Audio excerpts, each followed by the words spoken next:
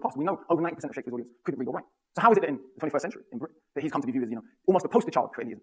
And even within that now, we're getting a debate, did he even write his own plays? Because of course this comes down to who's allowed to be the custodian of knowledge and who isn't. Shakespeare is someone who didn't go to Eton, who wasn't Oxbridge, is seen by some, who need to see him that way, as someone who's not entitled to be the custodian of knowledge. So we have to find an explanation for his intelligence rather than just accept his intelligence as an actual fact. Which brings me on to hip-hop.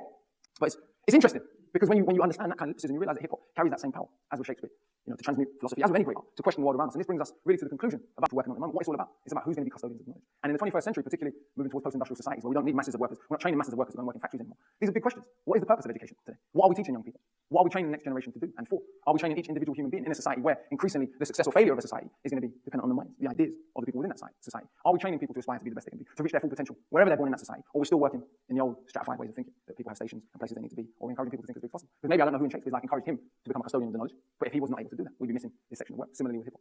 So really that's what we want to think about. Education, who does it belong to, who doesn't belong to. And